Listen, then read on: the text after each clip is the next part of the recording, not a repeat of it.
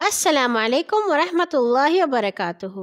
ہنستے مسکراتے ننھے ننھے بڑے بڑے بہادر اور پیارے پیارے ساتھیوں، آج جو ہم آپ کے لیے کہانی لائے ہیں یہ ہے ایک ہیرو کی بالکل سچی کہانی۔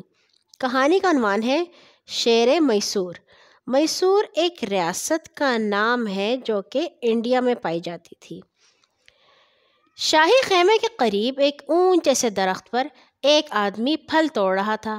اچانک اپنے سامنے ایک زہریلے ناگ کو دیکھ کر وہ خوف سے تھر تھر کانپنے لگا۔ خوش قسمتی سے شاہی خیمے کے قریب کھڑے شہزادے کے تیر انداز استاد نے یہ خوفناک منظر دیکھ لیا۔ اس نے فوراً اپنے شاگرد سے کہا، شہزادے آج تمہارا امتحان ہے۔ وہ دیکھو سامنے درخت پر ایک شخص موت کے منہ میں آ چکا ہے۔ تیز ہوا کی رفتار، اس کا رخ اور فاصلہ، ہر چیز ذہن میں رکھ کر ایسے تیر چلاؤ کہ سانپ ہلاک ہو جائے۔ یاد رکھو اگر تمہارا نشانہ چوک گیا تو اس شخص کی موت یقینی ہے۔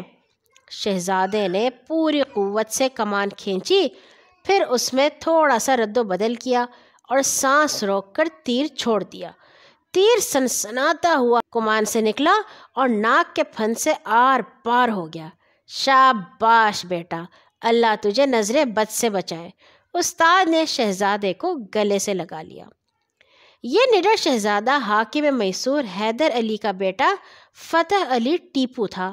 ہوش سنبھالتے ہی ٹیپو کو دینی اور دنیاوی تعلیم کے ساتھ ساتھ فن سپاہ گری کی اعلیٰ تعلیم بھی دی گئی تھی۔ انگریزوں سے نفرت ٹیپو کو ورثے میں ملی تھی۔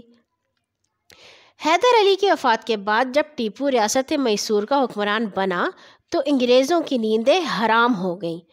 انہوں نے چاہا کہ وہ پورے ہندوستان پر قابض ہو جائیں، مگر سلطان ٹیپو ان کی راہ میں سب سے بڑی رکاوٹ تھا۔ وہ ہر حال میں ٹیپو کو اپنے راستے سے ہٹانا چاہتے تھے۔ انہوں نے ایک شخص لارڈ ولزلے کو ہندوستان کا نیا گورنر جنرل بنا کر بھیجا۔ یہ شخص بہت مکار اور چالاک تھا۔ اس نے آتے ہی سلطان کے درباری سرداروں کو خریدنا شروع کر دیا۔ ٹیپو سلطان کے لالچی ماموں میر صادق، جو اس کی فوجوں کا کمانڈر بھی تھا، یہ لالچ دیا کہ تم عین لڑائی کے وقت اپنی فوجیں لے کر ٹیپو کا ساتھ چھوڑ دو تو ہم تمہیں میسور کا حکمران بنا دیں گے۔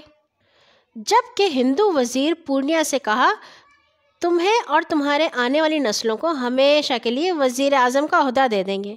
لہٰذا یہ دونوں لالچ میں آ کر انگریزوں کے ہاتھ بک گئے۔ ادھر ٹیپو سے یہ کہتے کہ انگریز ڈر گئے ہیں اور اب میسور کا رخ نہ کریں گے، ادھر انگریزوں کو جا کر سلطان ٹیپو کے فوجی راز بتا دیتے۔ سلطان اپنے ماموں میر صادق اور وزیر اعظم پر پورا بھروسہ کرتا تھا۔ وہ انہیں اپنا وفادار سمجھ کر فوجی اور ملکی معاملات میں مشورہ لیتا تھا۔ انہی دنوں سلطان ٹیپو اور فرانس کی حکومت میں یہ سمجھوتا ہوا کہ فرانس ضرورت پڑنے پر ٹیپو کو فوجی امداد دے گا۔ جب لارڈ ولزلے کو اس نئے سمجھوتے کی خبر ملی تو اسے میسور پر چڑھائی کرنے کا بہانہ ہاتھ آ گیا۔ اس نے ٹیپو کو پیغام بھجوایا کہ فرانسیسی ہمارے دشمن ہیں، آپ کو ان کے ساتھ معاہدہ نہیں کرنا چاہیے تھا۔ ٹیپو جیسا بہادر اور شیردل انسان بھلا کب ڈرنے والا تھا؟ اس نے منہ توڑ جواب دیا، میں ایک آزاد ریاست کا حکمران ہوں، تمہارے حکم کا پابند نہیں۔ یہ سنتے ہی انگریزوں نے میسور کے شہر سرنگا پٹم کو گھیرے میں لے لیا اور غداروں نے ٹیپو کو خبر تک نہ ہونے دی۔ پتہ اس وقت چلا جب قلعے کی فصیل میں شگاف یعنی سوراخ ہو چکا تھا۔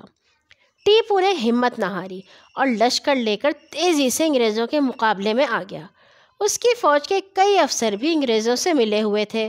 انہوں نے انگریزوں سے لڑنے کی بجائے اپنی ہی فوج کو نقصان پہنچایا اور کسی جگہ بھی جم کر حملہ آوروں کا مقابلہ نہ کیا۔ نتیجہ یہ ہوا کہ فوج کے قدم اکھڑ گئے۔ مجبوراً ٹیپو کو قلعے میں محصور ہونا پڑا۔ یہ وقت بہت نازک تھا۔ ٹیپو نے اپنے خاص افسروں کو مشورے کے لیے بلایا۔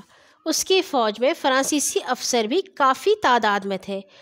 ایک نے کہا، حضور تمام مورچوں سے اپنے سردار کو ہٹا کر سارا انتظام ہمارے سپرد کر دیں، کیونکہ اس وقت شکست کا سبب یہی سردار ہیں۔ ہم سب ایک ایک کر کے کٹ مریں گے، ہتھیار نہیں ڈالیں گے۔ سلطان کو یہ تجویز بہت معقول لگی۔ اس نے اسی وقت میر صادق اور پورنیا کو بلایا اور پوچھا تمہارا کیا خیال ہے، قلعہ فرانسیسیوں کے حوالے کر دیا جائے؟ میر صادق اور پورنیا نے سوچا اس طرح تو ہمارا سارا کھیل چوپٹ ہو جائے گا۔ کہنے لگے علی جا انگریز اور فرانسیسی ایک ہی نسل ایک ہی مذہب سے تعلق رکھتے ہیں، ان پر نہیں بھروسہ کیا جا سکتا۔ ٹیپو ان غداروں کی باتوں میں آ گیا۔ دوپہر کا وقت تھا۔ سلطان نے کھانا لگانے کا حکم دیا۔ دسترخوان بچھایا گیا۔ سلطان نے ابھی پہلا ہی لقمہ اٹھایا تھا کہ شہر کی طرف سے رونے اور چلانے کی آوازیں سنائی دیں۔ سلطان نے لقمہ وہیں رکھ دیا اور پوچھا یہ شور کیسا ہے؟ اتنے میں چند جانثار حاضر ہوئے اور عرض کیا حضور، دشمن قلعے کی طرف بلا روک ٹوک بڑھتا چلا رہا ہے۔ سلطان دسترخوان سے اٹھ کھڑا ہوا۔ اس نے اپنے چند جانثار سپاہیوں کو ساتھ لیا اور قلعے سے باہر آ گیا۔ ٹیپو جو ہی قلعے سے باہر نکلا، میر صادق دوڑتا ہوا آیا اور قلعے کا دروازہ ہی بند کر دیا تاکہ اگر ٹیپو واپس آنا چاہے تو قلعے کے اندر داخل نہ ہو سکے۔ عین اسی وقت ٹیپو کا ایک جانسار وہاں آ گیا اور کہنے لگا غدار، تو سلطان کو دشمن کے حوالے کر کے اپنی جان بچانا چاہتا ہے؟ یہ کہہ کر اس نے تلوار کے ایک ہی وار سے میر صادق کو قتل کر دیا اور اس کی لاش گندگی کے ڈھیر پر پھینک دی۔ عین اس وقت جب کہ جنگ پورے زور پر تھی، پورنیا نے لشکر میں اعلان کروا دیا کہ سپاہی آ کر اپنی اپنی تنخواہ لے جائیں۔ یہ اعلان سن کر سپاہی اپنے مورچوں سے ہٹ گئے اور انگریز فوج قلعے میں داخل ہو گئی۔ سلطان اپنے جانثاروں کے ہمراہ دشمن میں گھر چکا تھا۔ اس نازک وقت پر ایک وفادار سپاہی نے مشورہ دیا سلطان، اب اس کے سوا کوئی چارہ نہیں کہ اپنے آپ کو دشمن کے حوالے کر دیں۔ شیر میسور کو یہ ہرگز گوارا نہ تھا۔ وہ گرج کر بولا میرے لیے شیر کی زندگی کا ایک لمحہ گیدڑ کی 100 سال کی زندگی سے بہتر ہے۔ یہ کہہ کر وہ انگریز کی فوج کے سامنے ڈٹ گیا، مگر کب تک؟ لڑتے لڑتے جسم زخموں سے چور ہو گیا۔ ایک گولی دل کے قریب لگی اور وہ زمین پر گر پڑا۔ ایک انگریز سپاہی نے آگے بڑھ کر ٹیپو کی قیمتی تلوار چھین لینا چاہی۔ ٹیپو نے لیٹے ہی لیٹے تلوار کا ایک زوردار ہاتھ مارا اور اس کی ٹانگ کاٹ لی۔ اس بدبخت نے تاک کر ایک گولی ٹیپو کے سر میں ماری جس سے وہ شہید ہو گیا۔ انگریز ابھی بھی اتنے خوفزدہ تھے کہ شہید کی لاش کے قریب نہیں جا رہے تھے، شاید اس لیے کہ شہید مرتے نہیں بلکہ ہمیشہ زندہ رہتے ہیں۔ اللہ تعالیٰ ان کی قربانیاں قبول فرمائے اور ہمیں اور آپ کو بھی یہ توفیق عطا فرمائے کہ ہم اللہ تعالیٰ کے دین کے لیے امت کا کوئی کام کر سکیں۔ کل آئیں گے ایک اور نئی کہانی کے ساتھ انشاءاللہ۔ اللہ حافظ۔